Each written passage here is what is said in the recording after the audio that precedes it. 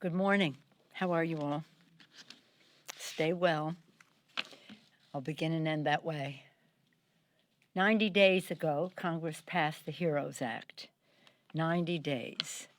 When we passed that legislation, which was designed to meet the needs of the American people and in relationship to the coronavirus crisis, it was based on science, economics, and institutional expertise as what was needed to address the needs of the American people.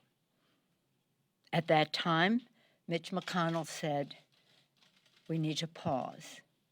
He hit the pause button, and that since that time, since that 90 days, 3,750,000 Americans have become sick, have been added to the infected list. 3.75 million people added to the list. 77,000 people have died. Tens of millions more people are out of work. Clearly, the virus did not take a pause. When sometimes some of you reporters ask, why can't we resolve our differences? I want you to see how vast those differences are. It's no wonder we have a vast difference because this administration and the Republicans in Congress have never understood the gravity of the situation. For months, and even until now, they have ignored the science. They called it a hoax.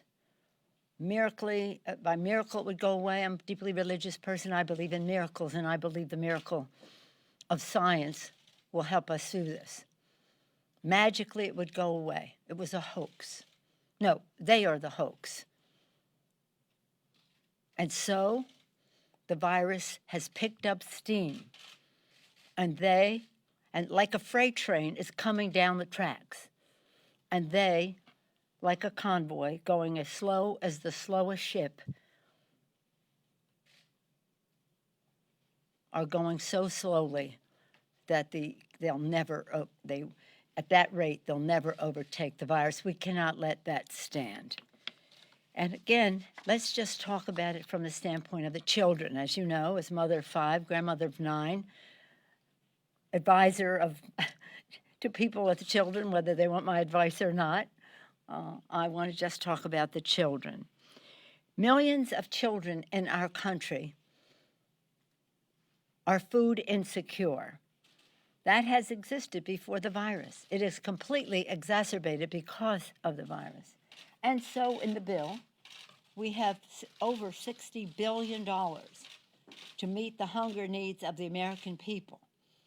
Food stamps, WIC, Women, Infant, and Children Initiative, food banks, other food nutrition initiatives. In the GOP that came out a couple weeks ago, $250,000.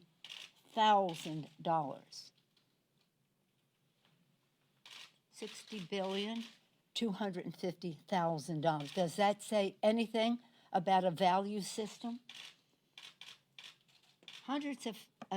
Millions of families are on the verge of eviction in our country.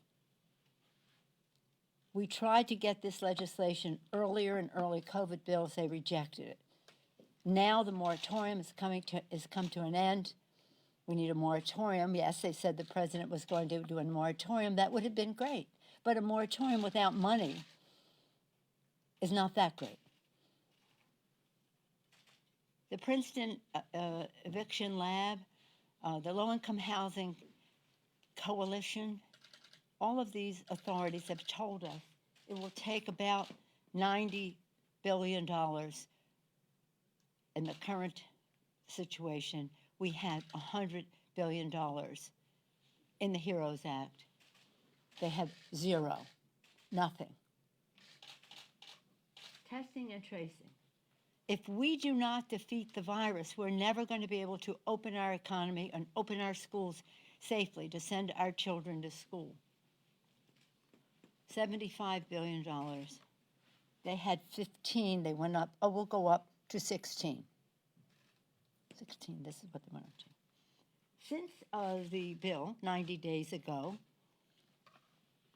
and the fact that we were hopeful that if we could pass it then we could stop the spread of the virus, but since we didn't, the virus has taken its additional toll. It has made matters worse in terms of opening the schools. So we've increased our number because the Association of School Superintendents say we need at least $200 billion in order to safely open the schools, and that does not include $4 billion. They're very precise for technologies for kids for virtual learning, remote learning. They have 105. But what's interesting about their 105 is the bulk of what they have in the bill goes to only schools that are opening actually. Only schools that are opening actually. Of the 100 largest, see, we learn every day from those who are on the front lines instead of those who are on the sidelines. From the 100 biggest, the largest school districts in the country, the 100 largest, 62 of those largest districts have declared that they will open virtually, completely virtually, remote learning. Another 15 or so, hybrid. A small number, actual. But the president's money, he says, will go to the schools that open actually, when it is a small percentage of those 100 top schools. So again, for the children to go to school, it relates to the rate of infection in the community in which they live, and there are formulas for this that the scientists have put forth. It also is about money, about if you're going to have children in school, you must have more spacing. If you have more spacing, you need more rooms, and if you need more rooms, you need more teachers. You need better ventilation. The number of schools, nearly half the schools do not have the appropriate ventilation system as it is, much less to contain a pandemic. For the teachers, for the support staff, and all that go into opening up a school, it takes money. And we have shown them, well documented by experts in the field, that to do virtual, to do actual, and to do hybrid cost about the same amount of money. So for the president to say he's going to put the bulk of his money into schools that only open actually ignores the needs of our children and their safely being able to go back to school. We all want our kids to go back to, well, my grandkids to go back to school, have every version of the story. Public school, Catholic school, private school, people who teach, as well as my grandchildren who go there. It's a problem. See, again, we keep coming back to the virus and the children. As you know, they have said testing is overrated. They've said tracing doesn't really work. They've mocked the masks, the distancing, and the rest, but it has to be done until we have a vaccine, which, God willing, and science creating, we will have a vaccine sometime soon, hopefully legitimately, not skipping any steps in terms of its safety and its efficacy. But right now, we don't have it.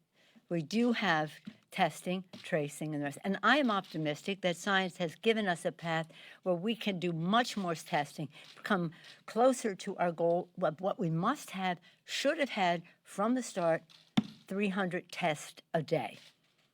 300 tests a day. And there is the testing, science has, innovation has taken us so far down the road in this period of time. But we need the Defense Production Act to be called into play and able to take us to the number of tests that could be just you take the test here And before this press conference is over, 15 minutes, you would have the results, making just a game changer altogether. But it would require the Defense Production Act because the firms that are excelling in this do not have the production capacity to take us to 3 million a day. This is important because so much of the disparity that we see in the spread of the virus is into communities of color, which have been not properly served in all of this. The amount of deaths is disproportionate to the demographics of the number of people in our population. But think about the children. Think about the children. Think about this. If you are an Hispanic child, you are 8 times more likely to go to the hospital because of the coronavirus than other children. If you're an African American child, you're 5 times more likely to go to the hospital for the coronavirus than other children. That challenges the conscience of our country. It's indicative of the disparity in the communities at large, but the impact on our children. So we have to do this, and we have to do it in a more significant way than going from 15 to 16. And I'm hopeful that at long last they may pay attention to science and say, if that is what is there for us, then we have to act upon it and have the Defense Production Act to produce the test. And with that rate of return, that is to say, you can find out in a matter of minutes. That makes all the difference in the world in terms of tracing, because you can get tested, and you can get tested more frequently, because it's much less expensive to do. And so we talked about the schools and that. In terms of the housing has a big impact on the psychological well-being of children. This is a very, very important issue for us. And so when they said the president, by executive order, was going to do a moratorium on evictions, good. Not good enough, because we need money so that they don't have to be collecting more months of back rent and then the end of the year have to pay 8 months or whatever it is, 9 months of back rent. So we need to assist that, and we have a model for it that we implemented during the in 2008, 2009, during that Great Recession. So we're just using that model for this here. Nothing. Okay, so there we are on that. If we're going to educate our children, it's not just the federal dollars that matter. It's the state and local money that goes into it. Over 90% of the funds for the education of our public education come from state and local government. To withhold money from that is, well, it's ideological. What did Mitch say? Let them go bankrupt. Let them go bankrupt. Economists tell us that our economy depends on the fiscal soundness of state and local governments. State and local government employ, about 15% of our population when they don't have the resources because they have spent money on the coronavirus, or they have revenue loss because of coronavirus. Without an infusion of cash, they will be furloughing or firing people. Already 1.5 million. It could go up 4 million more people laid off. They will go on unemployment insurance. So what are we saving there? Diminishing meeting the needs of healthcare workers, first responders, teachers, transportation, sanitation, food workers, and the rest to meet the needs of people. So the needs won't be met, the people will be out of work, and they will go on unemployment insurance. Much is being said, and this is about the lives and the livelihood of the American people. the lives and the livelihood of the American people. It is also about the life of our democracy. So I see much in the news about Postal Service and what they're trying to do to the Postal Service, which is, well, they've always had an idea of privatizing it because that's who they are. But this, coming at this time, Postal Service is the most popular agency of government. It's a quasi-government agency. Nonetheless, the U.S. Postal Service, memorialized in the Constitution of the United States. Perhaps you saw my letter to the members, and the letter our members sent to the Postmaster General. The Congress empowers Congress to establish post offices and post roads. So we have a role in this. In the HEROES Act, we put $25 billion.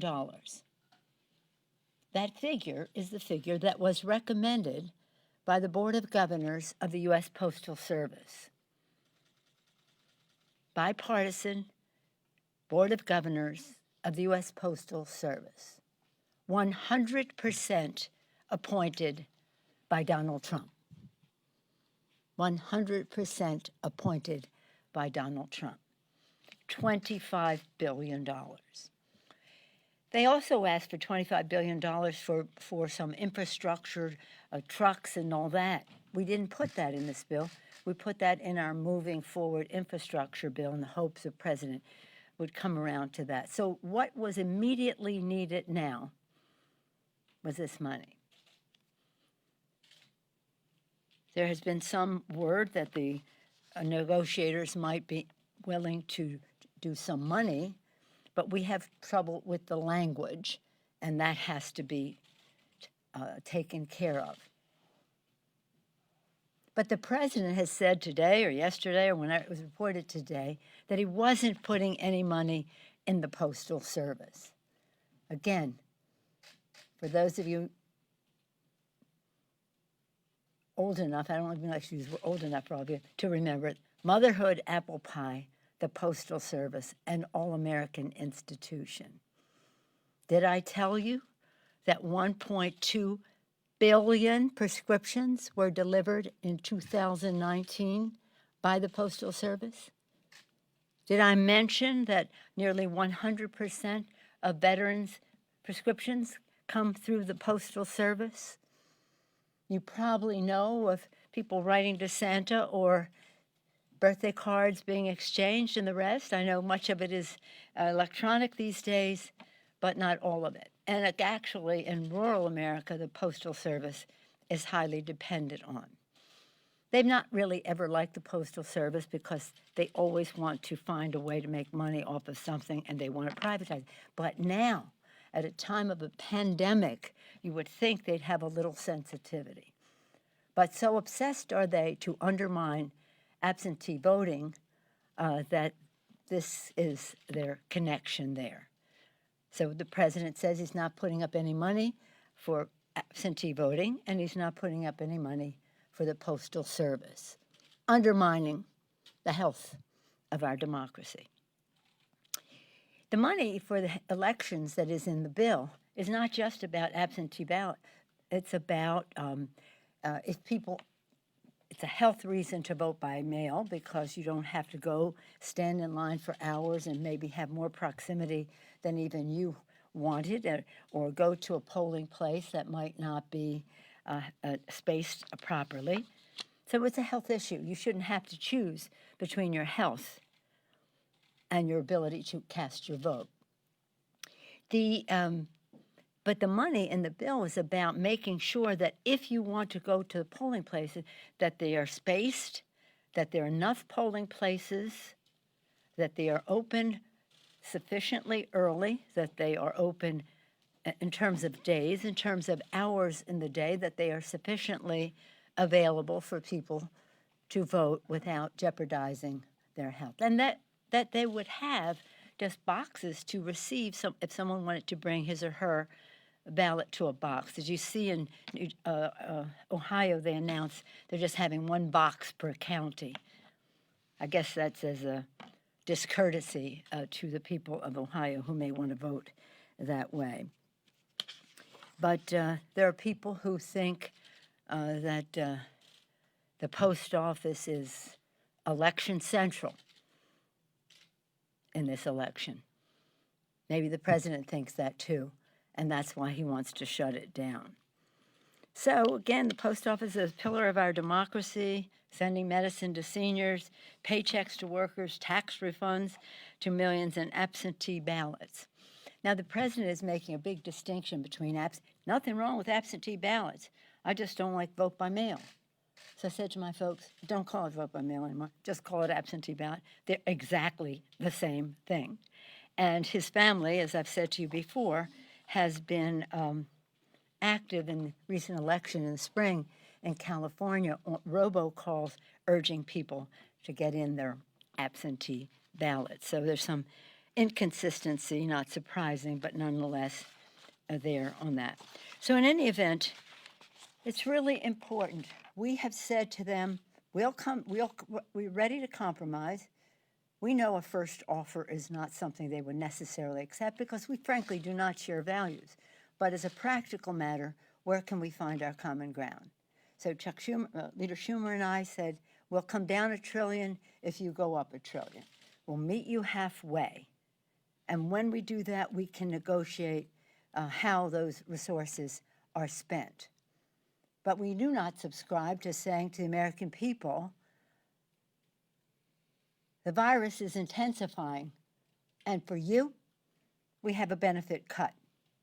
Let's see how we can work together to get this done. They called yesterday, the secretary, and said, would you like to sit down? And we said what we have said all along. You come down $1 trillion, we'll go up $1 trillion. But we're not sitting down at the table to validate what you have proposed because it does not meet the needs of the American people. And we will not contribute to your waiving a partial benefit to the public at the expense of everything else we want to do and to the benefit of the high end, which you are there to serve. Just think of it this way. We go to the table, we're sitting at America's kitchen table, there for America's working families. How are they going to pay the rent? How are they going to put food on the table? How are they going to safely send their children to school? How are they going to have resources to meet their needs? Across the kitchen table are people sitting at the boardroom table of corporate America. We have different perspectives. Any questions?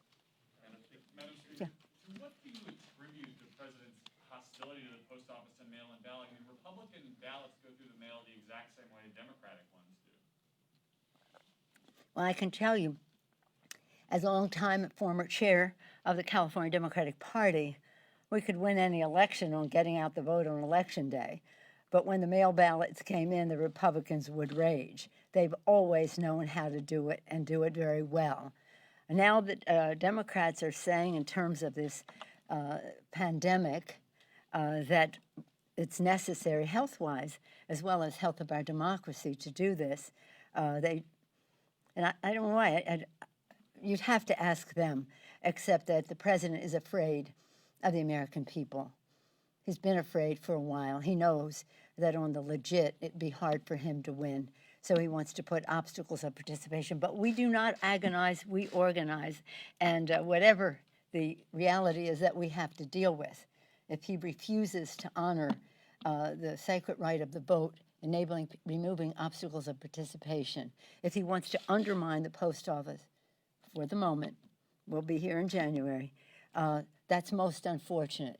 But we will have the volunteer power to make sure that our vote gets out early and that it gets out in a way that has a clear decision on Election Day. Yes, ma'am. We are sitting here in the middle of a stalemate that's now lasted for days, and there are suggestions that Congress doesn't have another big deadline until September 30th. Can Americans wait that long for something? And how do you expect to get Republicans back to the table before that if nothing changes? Well, first of all, let me just say, we passed our bill 90 days ago. It took them until 2 weeks ago to come back with a meager piecemeal success bill that they put forth. They said, oh, we all work better up against the deadline. No, the virus doesn't have a deadline, and nor does it take a pause. American people don't want this uncertainty. You're always there to give certainty to the markets. Let's give some certainty to America's working families. So we can't wait until September 30th. I know some have said, well, but people will die. 77,000 died since this bill. So it is, we've said to them, we're here, come $2 trillion, let's sit down and divide how we would spend that. And let's have, based on science and evidence and data and truth and fact, how we can make the biggest difference to send our children to school safely, to open our economy based on science, as well as put money in the pockets of the American people while we honor our heroes by supporting state and local government. And they called yesterday. I said, what, do you have more money? Because it's no use. The needs of the American people are not changing. They're only getting more so. They're not lessening. Yes, Jim. Yeah. So on the Postal Service issue, Yeah. the President's remarks yesterday about his concerns about fraud in mail, I mean, that seems to be, from his vantage point, one of the biggest sticking points in these negotiations. I mean, when you speak with Secretary Mnuchin and Meadows about $25 billion, we talk about what the Postal Service Board of Governors extended, did they tell you that that's why he's balking on that point? I didn't say he was balking. We just found out yesterday that he was balking, but he balked before when we tried to do it in previous COVID bills. But what he's talking about has no basis in fact, has no basis in fact. And so let's not validate a false claim of the president, another false claim of the Do president. you view that as the biggest sticking point in these negotiations? No. We're trying to meet the needs of the American people. They don't say that's the A number one. Well, they're deciding what our A number one is? No, they say this is our must-have. We can't have $25 billion for the Postal Service. Okay, and so they're going to prevent children from having food, safety in the schools, people from being evicted, all of that, stopping the spread of the virus because of the Postal Service? That's what they're saying? I'm asking you what they tell you. You just claimed it. They've not told me that. No. Madam Speaker. But what they're saying, see, is different from what the president is saying. If they came in the room and said the president's never doing this, that's something we take to the American people, and the American people want the Postal Service protected and preserved. It's a really sad situation. But you know what? Let's all just remain calm. I've said this to you before. Take a deep breath. What's going on here? How could it be 90 days since we passed a bill? How could it be months since this virus has assaulted our health, our economy, our education, everything? And we still do not have an acceptance of the science necessary to deal with it, ignoring what could help 1.2 billion prescriptions mailed in 2019. Yes, sir. Madam Speaker, I wanted to talk to you about your conversation that you had with Mnuchin yesterday. Yeah. He actually came out and said that what you're predicting is not an accurate reflection of that conversation. And then he also said Democrats have no interest in negotiating. Your reaction? No, you know what? I think something was wrong with his statement because Chuck and I said, well, I said, speaking for Chuck and for me, that until they came down $1 trillion, we said we go up $1 trillion, and that we could meet in the middle. When they're ready to do that, we'll sit down. But we're not inching away from their meager piecemeal proposal with the idea that the press says, why can't you come to agreement? Because we are miles apart in our values. And so what he said was strange because what he said was exactly what Chuck and I said in our statement.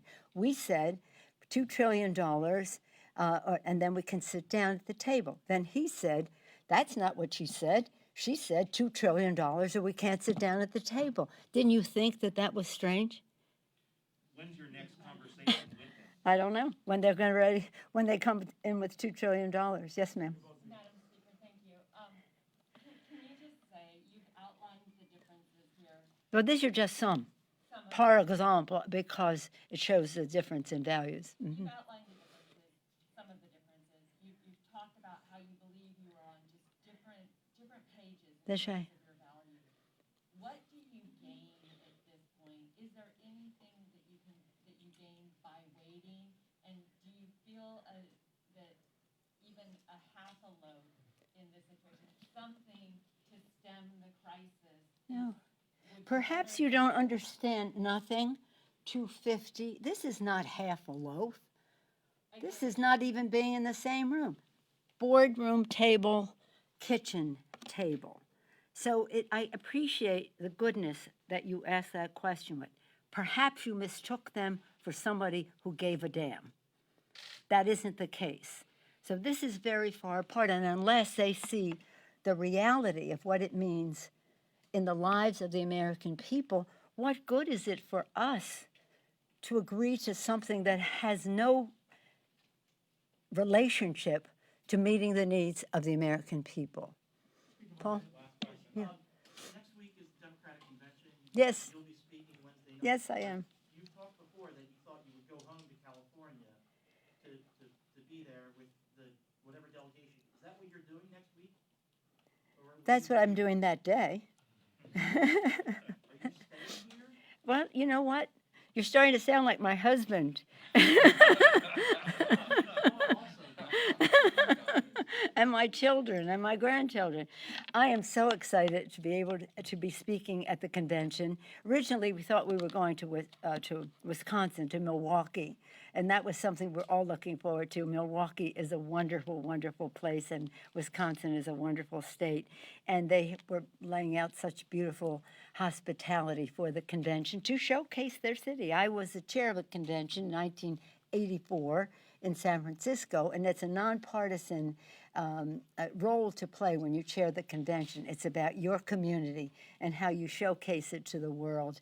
Leave it up to others to do the politics of the convention. So that's too unfortunate, but I hope that we can all go to Milwaukee sometime soon to celebrate the election of Joe Biden. But so no, then they said you could do it virtually or you could do it how can I say? You could do it live to tape, or you could do it live. So I'll be doing it live from California, and we're so excited. We're so excited to have decisions are very liberating things. Wherever you are, on whatever side of any discussion, when there's a decision, it just takes you forward. And we were so proud of soon to be. The nominee, well, I guess officially Joe Biden is, but officially at the convention next week. And that will be great. And then his nomination of Kamala Harris. Now we just say this about Kamala Harris. People say, oh, great, the first woman of color, this or that, to be nominated. Actually, the first woman who will be vice president of the United States.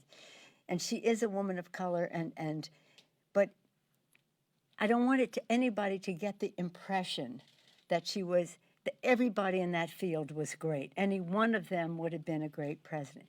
But she, even if she were in a competition that was all men, she would have emerged because she is really the best person to be the vice president because of the confidence that Joe Biden has in her. You have to be able to be president.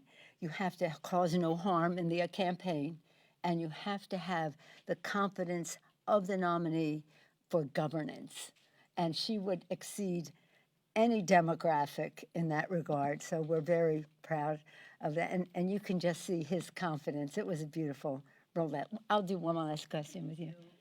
You said yesterday that Republicans seem to be comfortable with a QAnon supporter in their ranks, but I'm curious what you think about Marjorie Taylor Greene being elected to Congress most likely, and what was your reaction when she called you the B word? I don't, you know what, do you know how little attention I pay when the President of the United States calls me horrible things. I don't pay too attention to that. It's a judgment to be made about them as to who they welcome into their ranks. And again, we all have diversity of opinion, and that's the beauty of the mix in Congress. But to have behavior that is beneath the dignity of the Congress, that's a judgment about them. Anyway, upward and onward is, I probably won't see you next week unless you're going to be in California or wherever. In any event, thank you for what you do. I think the freedom of the press is such an important freedom in our Constitution, the First Amendment, because you're the guardians of the gate of our democracy, which I think has some real risk at this time. So thank you all for what you do. Stay safe. Get a package under 2